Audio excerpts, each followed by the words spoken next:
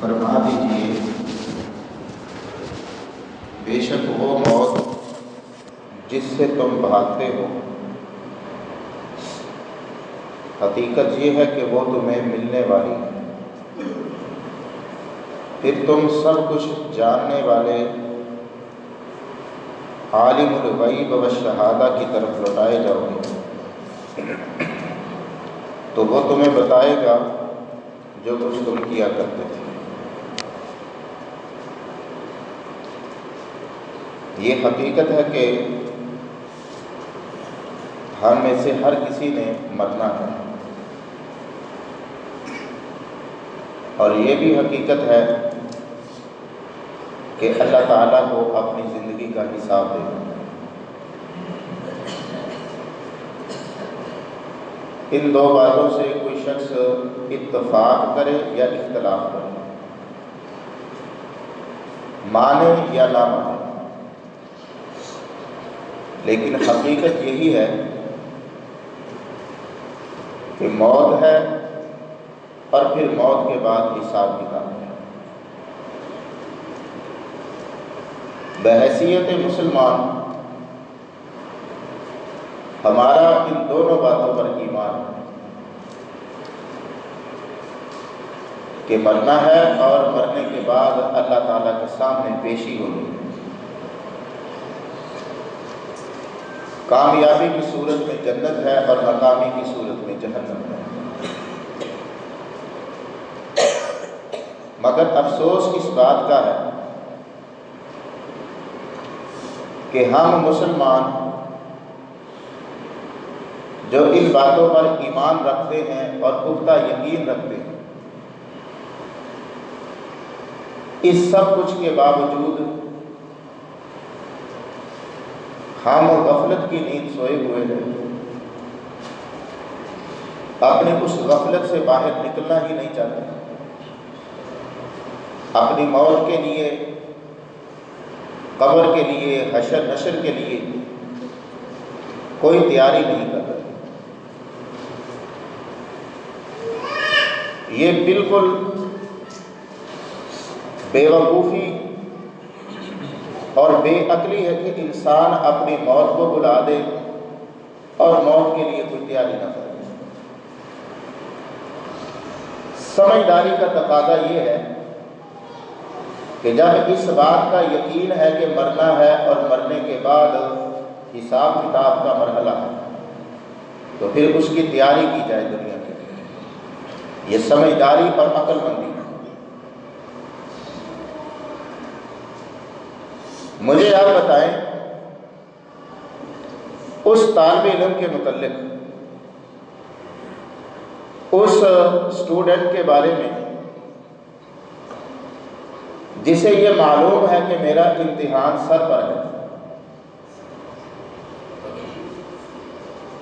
اور پھر یہ کہ یہ امتحان اتنا اہم ہے کہ میرا مستقبل اسی امتحان سے وابستہ ہے۔ اگر میں پاس ہو جاؤں گا تو میرا مستقبل سنور جائے گا، اور اگر میں فیل ہو گیا، ناکام ہو گیا، تو میرا مستقبل برباد ہو جائے گا۔ ان ساری باتوں کا اس سے علم ہے، لیکن اس کے باوجود وہ امتحان کے لیے تیاری نہیں کر رہا۔ اس کی تیاری بالکل صفر ہے، بالکل زیرو ہے، کوئی فکر نہیں اسے اس امتحان میں، حالانکہ پتہ ہے اسے کہ امتحان ہونا ہے اور سر پر آ گیا ہے اور اسی امتحان سے میرا مستقبل وابستہ ہے، لیکن پھر وہ تیاری نہیں کرتا۔ تو ایسا طالب علم معاشرے کی نظر میں نالائق ترین طالب علم، غبی، بے عقل اور بے وقوف طالب علم کہلائے گا، جسے یہ پتہ بھی ہے کہ اب مجھے خواب غفلت سے بیدار ہو جانا چاہیے، اب میرا امتحان سر پر ہے اور اتنا اہم امتحان ہے کہ میرا مستقبل اسی امتحان کے سر پر ہے، لیکن پھر وہ اس کے لیے تیاری نہ کرے۔ جب ایک بندے کو یہ پتا ہے کہ موت کا آہنی شکنجہ ہر وقت سر پر منڈلا رہا ہے اور اس کے لیے کوئی عمر کی قید نہیں ہے کہ جی بوڑھا ہونا ہے اور انتہائی بڑھاپے کے اندر جاؤں گا تو پھر مرنا ہے، ایسا نہیں ہے۔ ہر بندہ جانتا ہے اس چیز کو، ہر بندہ اس چیز کو مانتا ہے کہ موت ہر انسان کے سر پر منڈلا رہی ہے، چاہے کوئی بچہ ہے، چاہے کوئی نوجوان ہے، چاہے کوئی بوڑھا، اور وہ کسی بھی وقت کسی کو بھی دبوچ سکتی ہے۔ تو پھر اس موت کے لیے تیاری نہ کرنا، پھر اس کے لیے اپنے آپ کو تیار نہ کرنا، یہ بے وقوفی اور بے عقلی نہیں ہے تو اور کیا؟ امام طبرانی رحمۃ اللہ علیہ حدیث کے بہت بڑے امام گزرے، اپنی کتاب مسند الشامیین اس کے اندر حدیث لے کر آئے ہیں۔ عبداللہ بن عمر رضی اللہ تعالی عنہما کہتے ہیں نبی صلی اللہ علیہ وآلہ وسلم مسجد نبوی میں تشریف فرما تھے، آپ کے پاس ابو بکر صدیق، عمر فاروق، عثمان، علی، عبد الرحمن بن عوف، عبداللہ بن مسعود، معاذ بن جبل، حذیفہ بن یمان اور 10واں میں خود تھا۔ ہم 10 افراد آپ کے پاس بیٹھے ہوئے تھے۔ اسی اثناء میں قبیلہ انصار سے تعلق رکھنے والا ایک نوجوان آیا، اس نے آ کر ایک سوال کیا۔ سوال یہ تھا، وہ کہنے لگا اللہ کے رسول ای المؤمنین اقیس، مومنوں میں سے سب سے زیادہ سمجھدار کون ہے؟ سمجھدار، عقل مند، دانش مند کون ہے؟ آپ صلی اللہ علیہ وآلہ وسلم نے فرمایا اکثرهم للموت ذکرا واحسنهم لما بعده استعدادا قبل ان ينزل به اولئک الاقیاس۔ آپ نے فرمایا کہ مومنوں میں سے سمجھدار اور عقل مند وہ ہے جو سب سے زیادہ موت کو یاد رکھتا ہے اور موت کے آنے سے پہلے پہلے موت کے لیے تیاری کرتا ہے۔ اولئک الاقیاس، یہی سمجھدار بندہ ہے۔ اس حدیث کو امام طبرانی رحمۃ اللہ علیہ کے علاوہ امام حاکم نے المستدرک کے اندر، امام ابن ماجہ نے اپنی کتاب السنن کے اندر، امام بزار رحمۃ اللہ علیہ نے مسند کے اندر روایت کیا ہے، اور امام منذری رحمۃ اللہ علیہ، امام ذہبی، ہیثمی اور ماضی قریب کے جلیل القدر علماء شیخ البانی وغیرہ نے اس حدیث کو صحیح کہا ہے۔ اس حدیث سے ہمیں پتہ چلتا ہے کہ سمجھدار، دانا اور عقل مند انسان وہ ہے جس کے اندر یہ دو چیزیں پائی جائیں۔ کون سی؟ یہ موت کو زیادہ یاد رکھے اور موت کی تیاری کرے۔ اس کا صاف مطلب یہ ہے کہ جو بندہ موت کو بھلائے ہوئے ہے، موت سے غافل ہے، یا وہ اپنے مرنے کی تیاری نہیں کر رہا، موت کی تیاری نہیں کر رہا، وہ بندہ بے وقوف ہے، وہ عقل مند نہیں ہے۔ عقل مند وہی ہے اکثرهم للموت ذکرا، جو کسی بھی لمحے موت سے غافل نہیں ہوتا، عمر کے کسی بھی حصے میں ہے، وہ جوان ہے، بالکل ماشاءاللہ صحت مند ہے، تندرست ہے، اپنی جوانی پر وہ ناز نہیں کرتا، دھوکہ نہیں کھاتا۔ تندرستی اور صحت کی وجہ سے وہ کسی غلط فہمی کا شکار نہیں ہوتا تو کہ مجھے تو کوئی بیماری ہی نہیں ہے۔ مرتے تو وہ ہیں جو بیمار ہوتے ہیں، مرتے تو وہ ہیں جن کو کوئی نہ کوئی بیماری گھیر لیتی ہے۔ اکثرہم للموت ذکر، عمر کے وہ کسی بھی حصے میں ہو اور کتنا ہی صحت مند کیوں نہ ہو، وہ اپنی موت کو ہمیشہ یاد رکھتا ہے اور کبھی بھی موت سے غفلت نہیں کرتا۔ اس بات کا حکم نبی پاک علیہ السلام نے بھی دیا ہے۔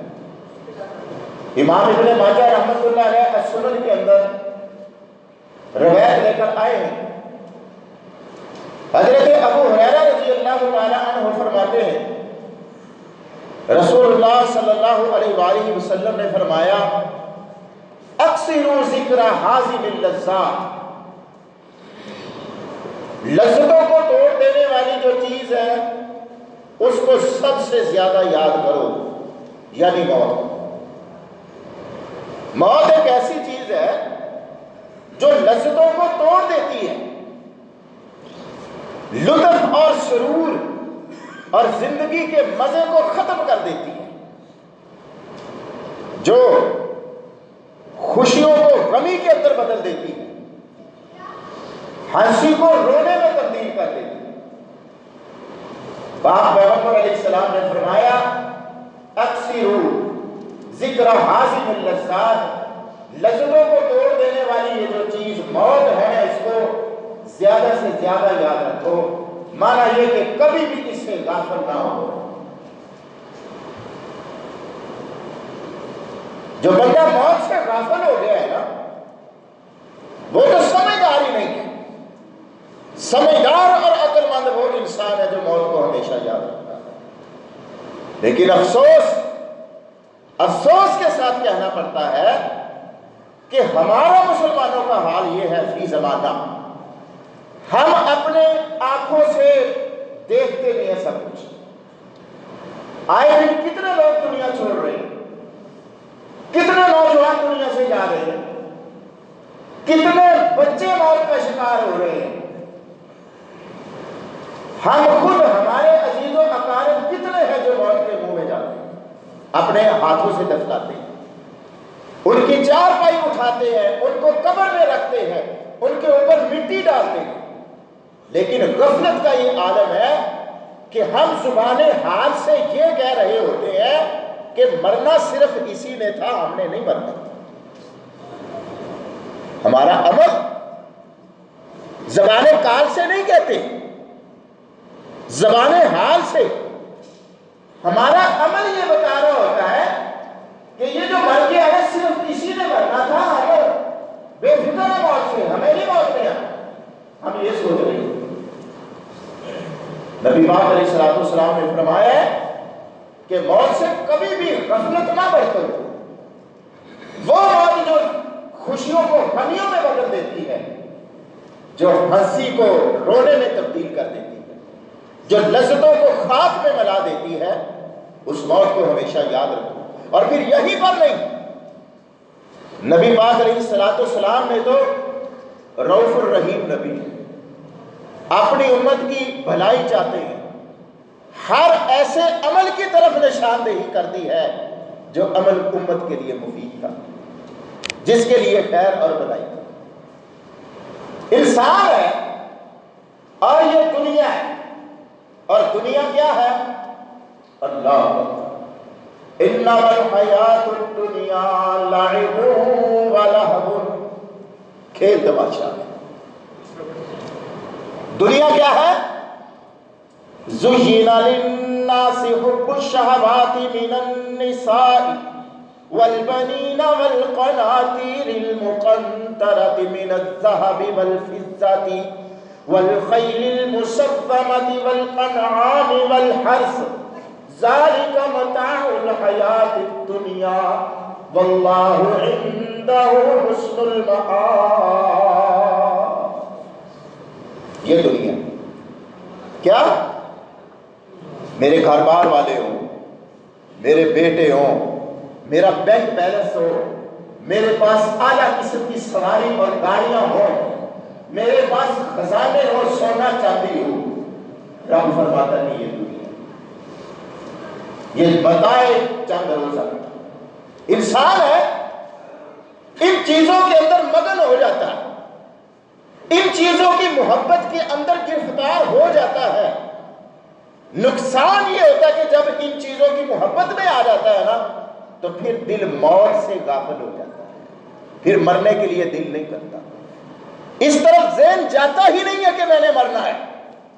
وہ یہ سمجھ لیتا کہ شاید سدا اور ہمیشہ کے لیے میں یہاں آیا ہوں۔ نبی پاک علیہ السلام نے ہمیں یہ بتایا ہے، رہنمائی کی ہے کہ اگر دل غفلت کا شکار ہو جائے اور موت سے غافل ہو جائے تو پھر ایسی صورت میں کچھ کام کر لو، موت تمہیں خود بخود یاد آنے لگ جائے۔ مثال کے طور پہ آپ نے فرمایا کہ قبرستان جائے، قبرستان جاؤ، قبرستان کی زیارت کرو، قبروں کو دیکھو۔ جب قبروں کو دیکھو گے تو تمہیں اپنوں اور بیگانوں کی قبریں نظر آئیں گی۔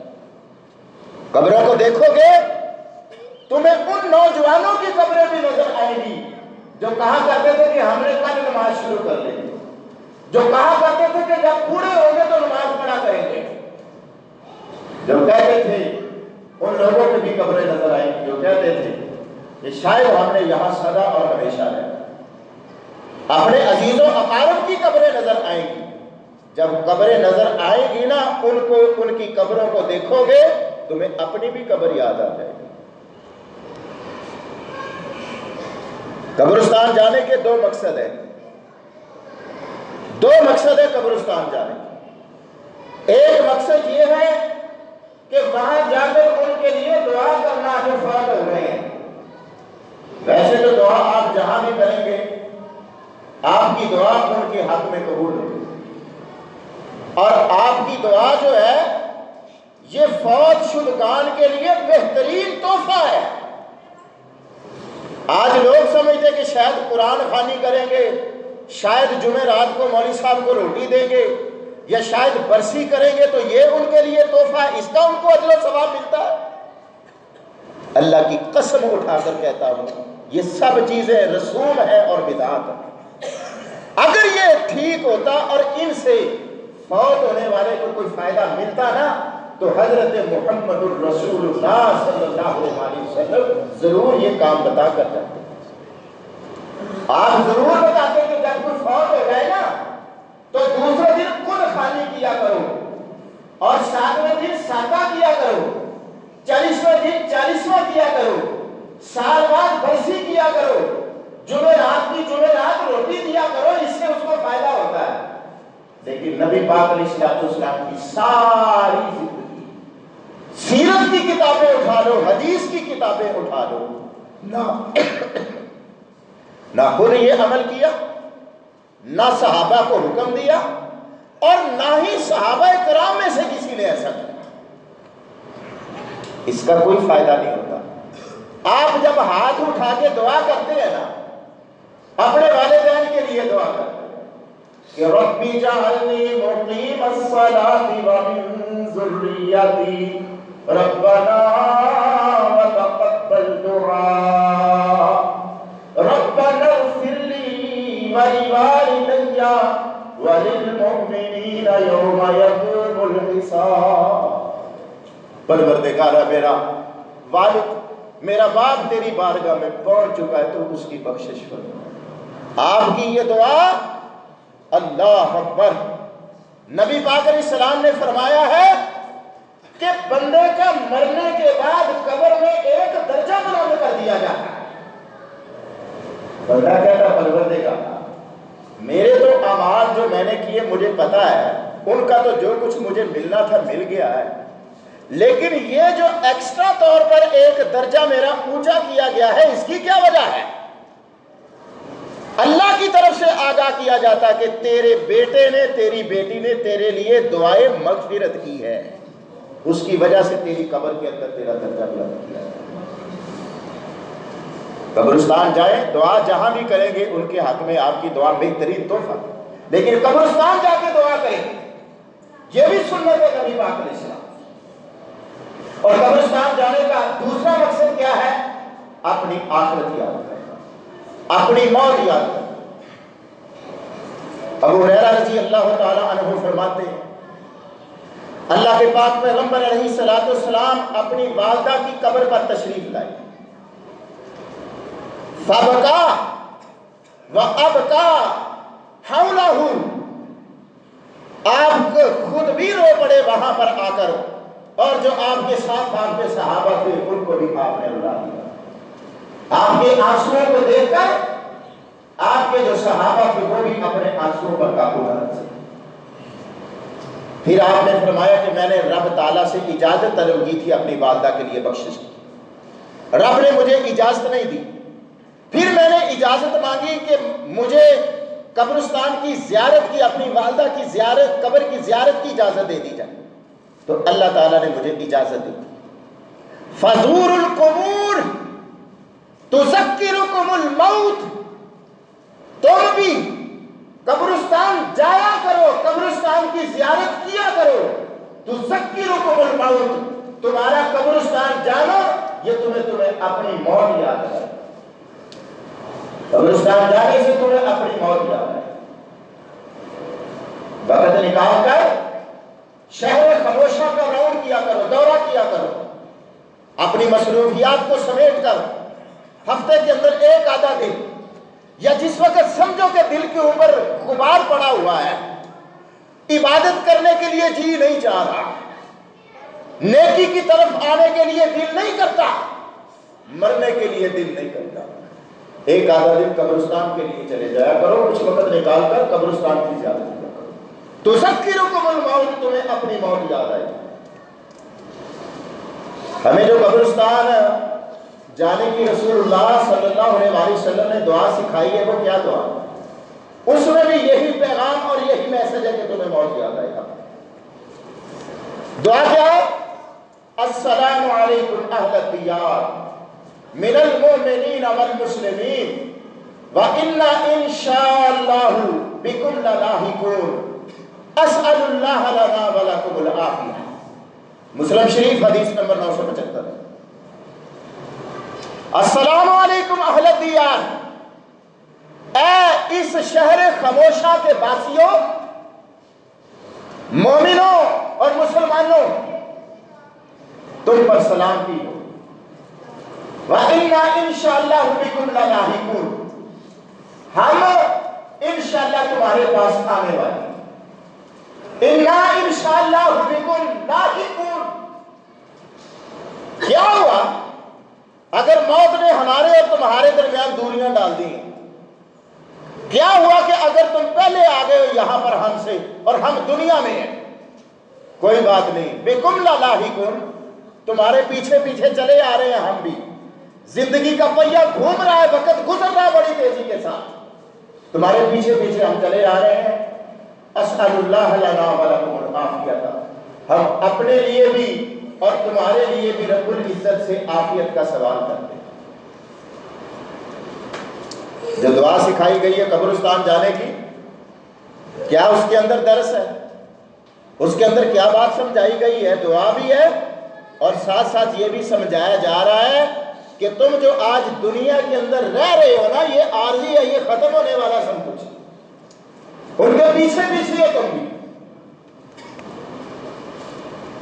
زور القبور تذکرکم الموت، قبرستان جایا کرو تمہیں موت یاد ہے، اپنی موت سے کبھی غافل نہ ہو، جب قبرستان جاؤ گے تو موت یاد آئے گی۔ انسان جس وقت قبروں کو دیکھتا ہے تو خود بخود اس کا ذہن اس طرف آتا ہے کہ یار یہ دیکھ، یہ فلاں کی قبر ہے، یہ وہ فلاں دوست کی قبر ہے، یہ وہ فلاں کزن کی قبر ہے، یہ بھی انسان تھے ہمارے جیسے، یہ بھی کھایا پیا کرتے تھے، ان کی بھی محفلیں اور مجلسیں تھیں، بلڈنگیں تھیں، کوٹھیاں تھیں، اچھے اچھے کمرے تھے، یہ بھی نرم و ملائم بستروں پر سویا کرتے تھے، لیکن آج موت نے ان کے اور ہمارے درمیان کتنے فاصلے اور دوریاں کر دی، اور موت سے تو کوئی مفر نہیں ہے، کسی کے لیے بھی استثناء نہیں ہے۔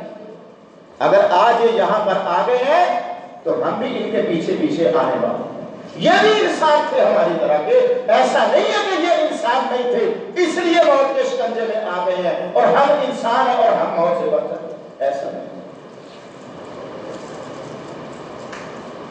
اردو کا ایک شاعر ہے، اس نے اپنی شاعروں والی زبان، شاعروں کی زبان بھی عجیب ہی ہوتی ہے، اپنی شاعرانہ زبان کے اندر ایک بات سمجھائی۔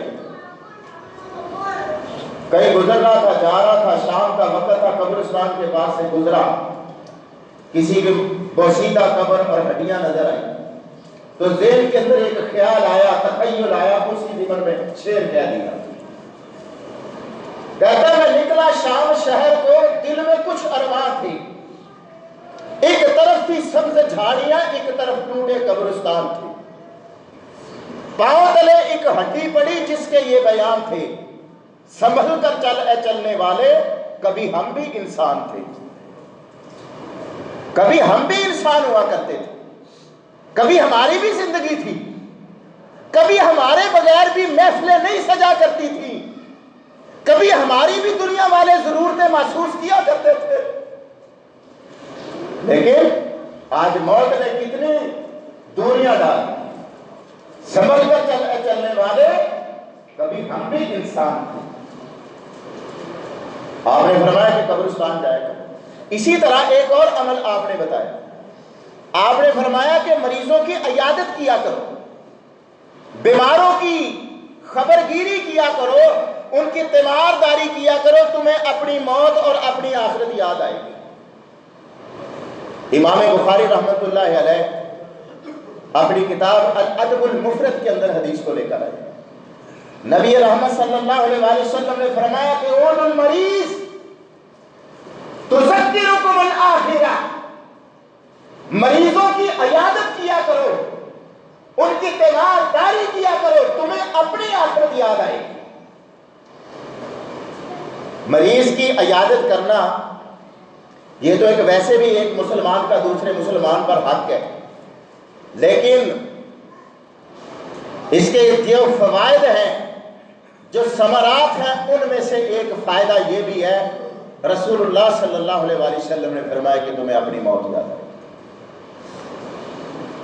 مریض کے پاس جاتا ہے بندہ کہ یار بیماری نے اس قدر لاچار کر دیا اس کو، کتنا صحت مند اور توانا تھا، تندرست تھا، طاقتور تھا، لیکن بیماری نے اس کو کس قدر لاچار اور مجبور کر دیا ہے کہ اب یوں ہی نظر آتا کہ موت آئی کہ آئی۔ تو میں کیا بیماریوں سے محفوظ رہ سکتا ہوں؟ اللہ اپنے عزیز و اقارب میں سے جو بیمار ہو اس کی تیمارداری کیا کرو، اور اگر نہیں تو پھر جاؤ کسی ہسپتال کا راؤنڈ کر لو، جاؤ کسی ہسپتال کا دورہ کرو جا کر، اور دیکھو مریضوں کے احوال پر غور کرو کہ کیا سدا یہ دنیا ہے، کیا ہمیشہ ہمیشہ کے لیے یہ جوانی اور یہ صحت اور یہ تندرستیاں اور یہ طاقتیں ہیں؟ تذکرکم الموت، تمہیں موت یاد آئے گی۔ مریضوں کی عیادت کیا کرو، ان کے پاس اٹھا بیٹھا کرو، ان کے احوال سے باخبر رہا کرو، غور و فکر کیا کرو ان کے پاس جا کر۔ اور تیسری چیز آپ نے فرمائی ہے کہ جنازوں کے اندر شرکت کیا کرو، اتبعوا الجنائز تذکرکم الموت، جنازوں میں شرکت کیا کرو، تمہیں موت آئے، تمہیں موت یاد آئے گی، تمہیں اپنی آخرت یاد آئے گی، جنازوں کے اندر شرکت کیا کرو۔ جب دیکھو گے نا ہمارا دوست یار جس کے بغیر ایک لمحہ بھی ہم گوارا نہیں کیا کرتے تھے،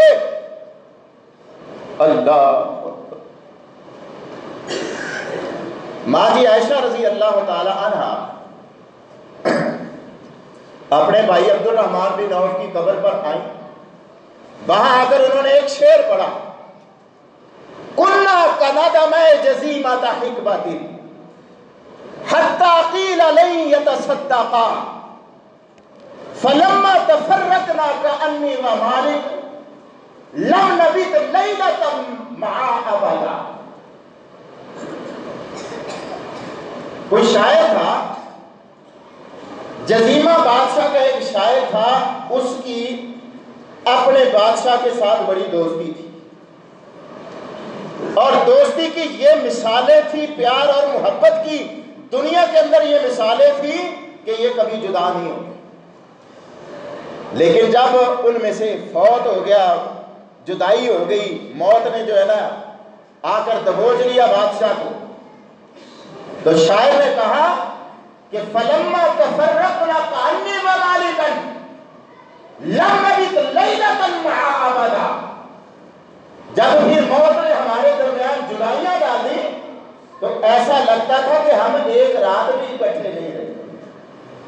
جن کے بارے میں یہ کہا جاتا تھا کہ یہ کبھی الگ نہیں ہوں گے، اتنی محبتیں گوڑیاں ہیں ان کی، لیکن اب ایسے لگتا تھا کہ ایک رات بھی کبھی اکٹھے نہیں رہے۔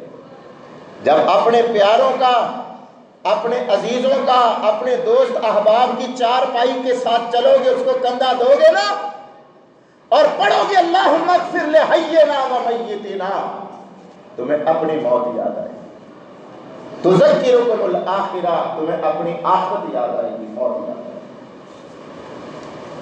اللہ، اصل سمجھدار، دانا اور عقل مند وہ انسان ہے جو موت سے کبھی غافل نہیں ہوتا۔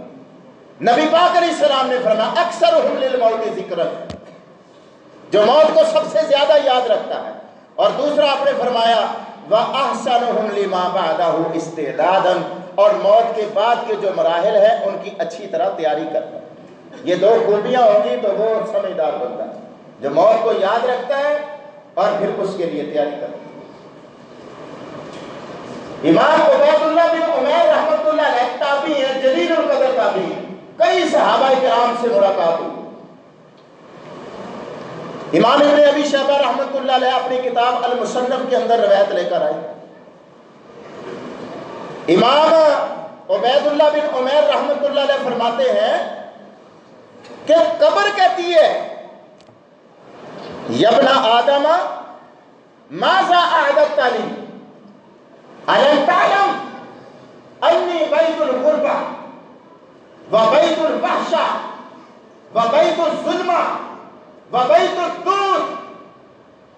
اے ابن آدم، اے انسان، ذرا ایک بات تو بتا، تو نے میرے لیے کیا تیاری کی؟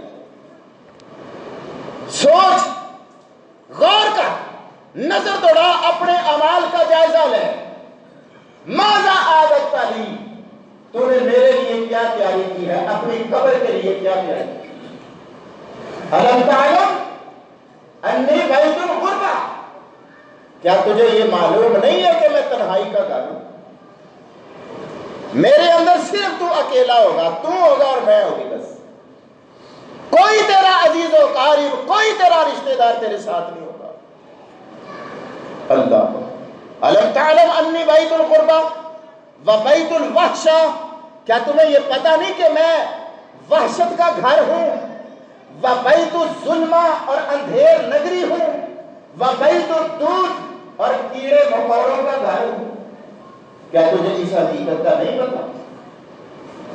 اللہ، اگر تجھے پتا ہے، تو جانتا ہے کہ قبر کے اندر اکیلی جان ہوگی، اگر تو جانتا ہے کہ قبر کے اندر کیڑے مکوڑے ہیں، قبر کے اندر گلنا سڑنا ہے، اگر تو یہ جانتا ہے کہ قبر تنہائی اور وحشت کا گھر ہے، شہر خاموشہ ہے، تو پھر کیوں نہیں تو اس کے لیے تیاری کرتا؟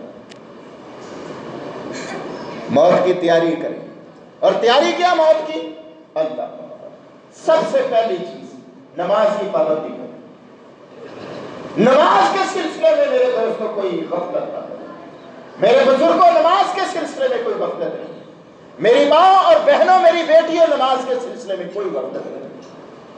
رب فرماتا ہے قُلْ لِعِبَادِيَ الَّذِينَ آمَنُوا يُقِيمُوا الصَّلَاةَ وَيُنْفِقُوا مِمَّا رَزَقْنَاهُمْ سِرًّا وَعَلَانِيَةً مِّن قَبْلِ أَن يَأْتِيَ يَوْمٌ لَّا بَيْعٌ فِيهِ وَلَا خِلَالٌ۔ اے میرے نبی صلی اللہ علیہ وسلم، آپ میرے مومن بندوں کو کہہ دیں، میرے مومن بندوں کو کہہ دیں، جو کلمہ پڑھتے ہیں نا میرے بندے، آپ ان کو کہہ دیں۔ کیا پیارا انداز ہے، یہ نہیں کہا کہ آپ سارے لوگوں کو کہہ دیں، مشرکوں کافروں کو بھی کہہ دیں، سب کو کہہ دیں، وہ جائیں جہنم میں جدھر جاتے ہیں، انہوں نے اللہ کی بغاوت اختیار کر رکھی ہے، اللہ کو کوئی پرواہ نہیں ہے ان کی۔ بس آپ میرے یہ جو مومن بندے ہیں نا، جنہوں نے کلمہ پڑھا، جو ایمان لائے، آپ ان کو کہہ دیں، کیا کہہ دیں؟ یقیم الصلاۃ وینفقوا مما رزقناکم سرا وعلانیہ من قبل ان یأتی یوم لا بیع فیہ ولا خلال، کہ اس دن کے آنے سے پہلے پہلے نماز کی پابندی کر لیں، میری راہ میں خرچ کریں، کہ جس دن نہ کوئی تجارت کام آئے گی، نہ کوئی دوستی کام آئے گی۔ مرنے سے پہلے پہلے، جب بندہ مر گیا تو سمجھ لو کہ قیامت تو سٹارٹ ہو چکی ہے۔ مرنے سے پہلے پہلے نماز کی پابندی کریں، نمازی بن جائے پکے۔ جو بندہ نماز پڑھتا ہے، آپ نماز پڑھنے کے لیے آئے ہیں، 5 وقت نماز پڑھتے ہیں، کیا فائدہ دنیا کا؟ روزہ رکھ رہے ہیں کس لیے؟ اللہ کی راہ میں صدقہ خیرات کرتے ہیں کس لیے؟ یہ موت کی تیاری ہے، یہ آخرت کی تیاری ہے۔ عبداللہ بن عمر رضی اللہ تعالیٰ عنہ کا واقعہ یاد آ رہا ہے۔ سخت گرمی اور عرب کی گرمی، مکے اور مدینے کی گرمی، ہماری گرمی تو کچھ بھی نہیں ہے اس کے مقابلے میں۔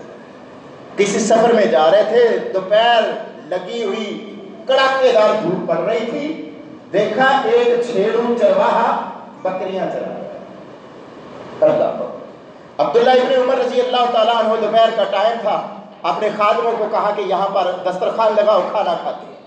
درخت کے نیچے بیٹھے کھانا کھانا، چرواہے پر نظر پڑی، کہا یا راعی تعال، اے چرواہے آؤ ہمارے ساتھ کھانا کھاؤ۔ اس نے کہا نہیں، میرا روزہ ہے، میں نے نفلی روزہ رکھا۔ حضرت عبداللہ بن عمر حیران رہ گئے کہ اتنی دھوپ اور چرواہا بکریاں چرا رہا ہے پہاڑوں کے اندر، گرمی کے اندر، اور اس کے باوجود روزہ رکھا ہوا تھا۔ ذہن میں ہے ذرا اس کا امتحان، کہا کہ آجا کھا لے۔ پہلے تو پوچھا کہ روزہ رکھا، کیوں روزہ رکھا ہے؟ کہتا کہ میں اس دن کی تیاری کر رہا ہوں جس دن اس سے بھی زیادہ گرمی ہو، جس دن سورج بالکل قریب ہوگا، میں دنیا کے اندر روزہ رکھ کے اس دن کی پریکٹس کر رہا ہوں کہ اس گرمی کو برداشت کر سکوں گا یا نہیں۔ یہ روزہ رکھنا، یہ تیاری ہے آخرت کی، اور یہ نماز پڑھنا، یہ جو سجدہ کیا جا رہا ہے، یہ آخرت کے سجدے کی پریکٹس کروائی جا رہی ہے۔ آخرت والے دن، قیامت والے دن ایک بہت بڑا سجدہ ہوگا۔ اللہ یوم یکشف عن ساق ویدعون الی السجود فلا یستطیعون، جب اللہ رب العالمین اپنی پنڈلی سے پردہ ہٹا دیں گے جیسا اس کی شان کے لائق، تو حکم ہوگا کہ اب سارے سجدے میں گر جاؤ، سجدہ کر لو۔ قیامت کا دن ہوگا، سب جمع ہو، وہ عظیم سجدہ۔ رسول اللہ صلی اللہ علیہ وآلہ وسلم نے اور قرآن نے بتایا کہ 2 بندے سجدہ نہیں کر سکیں گے۔ ایک تو وہ جو دنیا کے اندر دکھلاوے کے لیے سجدہ کرتے تھے، ریاکار، اور دوسرا وہ جو دنیا کے اندر سجدہ نہیں کیا کرتے تھے۔ وَقَدْ كَانُوا يُدْعَوْنَ إِلَى السُّجُودِ وَهُمْ سَالِمُونَ، اللہ فرماتا ہے کہ دنیا کے اندر ان کو سجدے کے لیے بلایا جاتا تھا، یہ تندرست تھے، ٹھیک ٹھاک تھے، سجدے کے لیے بلایا جاتا تھا، پر سجدے کے لیے نہیں آیا کرتے تھے۔ دنیا کے اندر سجدہ نہیں کیا، نماز نہیں پڑھی، سجدے کی مشق اور پریکٹس نہیں تھی، وہاں سجدے سے محروم رہ جائے۔ آج جو سجدہ کر رہے ہو نا، جو نمازیں پڑھ رہے ہو، یہ آخرت کی تیاری ہے تاکہ وہ سجدہ نصیب ہو جائے، اور جس کو وہ سجدہ نصیب ہوگا آخرت کا، وہی جنت میں جا سکے گا، دوسرا نہیں کوئی جا سکے گا۔ اللہ عبداللہ ابن عمر کا واقعہ سنا رہا تھا۔ امتحان لینے کے لیے دینا ہے. کہنے لگے کہ اچھا چرواہے ایسا کر کوئی ہمیں کوئی بھیڑ دمبا کوئی بکری بیچ دے فروخت کر دے. کہنے لگا نا میں تو صرف چرواہا ہوں ملازم ہوں, یہ بکریاں تو میرے مالک کی ہیں, میں کس طرح اس کی نافرمانی کر سکتا ہوں, اس کی اجازت کے بغیر بیچ سکتا ہوں. کہا تو ایسا کرنا پہاڑوں کے اندر بکریاں چرا رہا ہے, مالک کون سا یہاں پر ہے, کہہ دینا بھیڑیا آیا تھا بکری کو اٹھا کے لے گیا, تجھے ہم مانگے پیسے دینے کے لیے تیار ہے. چرواہا پہلے کھڑا ہوا باتیں سن رہا تھا, اور جب یہ بات کہی عبداللہ بن عمر نے تو اس نے آسمان کی طرف انگلی اٹھائی, کہنے لگا فَأَيْنَ اللَّهُ فَأَيْنَ اللَّهُ, بتائیے میں نہیں آپ کو جانتا کہ آپ کون ہیں, لیکن اگر آپ کی بات پر میں یقین کر لوں اور آپ کو بکری دے دوں, پیسے لے لوں اور اپنے مالک کو جا کر یہ کہوں کہ بھیڑیا اٹھا لے گیا, تو پھر یہ بتائیے کہ اللہ کدھر ہے, پھر اللہ کدھر ہے, اللہ کدھر ہے. اس کے بعد وہ نہیں کھڑا ہوا, چپ کر کے اٹھ کے چلا.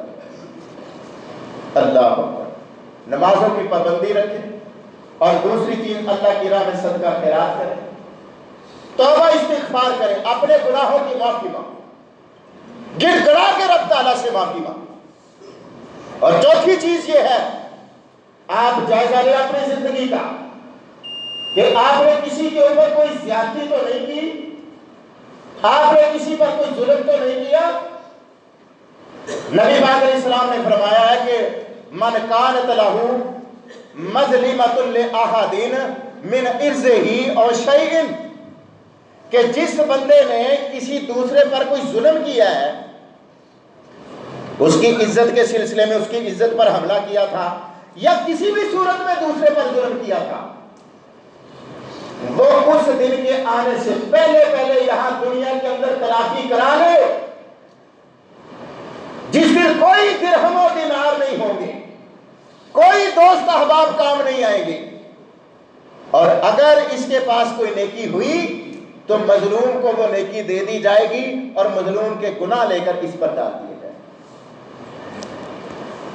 آپ یہ مظالم کا بوجھ لے کر دنیا سے نہ چلیں, جائزہ لے کہ میں نے کس کس کا دل دکھایا, کس کس کے اوپر میں نے زیادتی کی, کس کس کا حق مارا ہے, میں نے کس کس کا دینا ہے.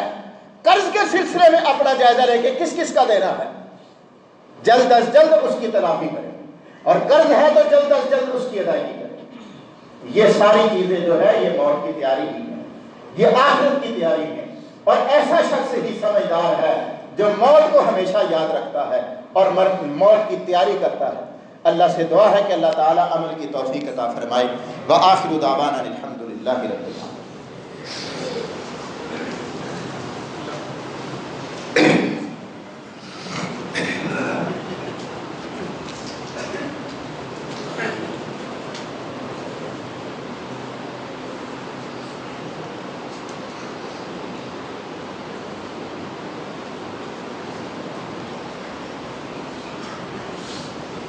إن الحمد لله نحمده ونستعينه ونستغفره ونعوذ بالله من شرور أنفسنا ومن سيئات أعمالنا من يهده الله فلا مضل له ومن يضلل فلا هادي له أشهد أن لا إله إلا الله وحده لا شريك له وأشهد أن محمدا عبده ورسوله.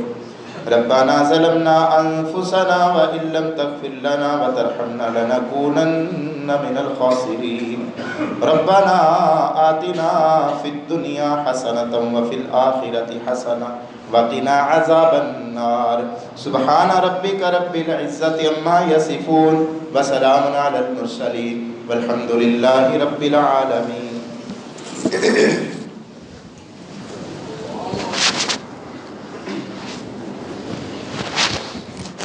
الله أكبر أشهد أن لا إله إلا الله أشهد أن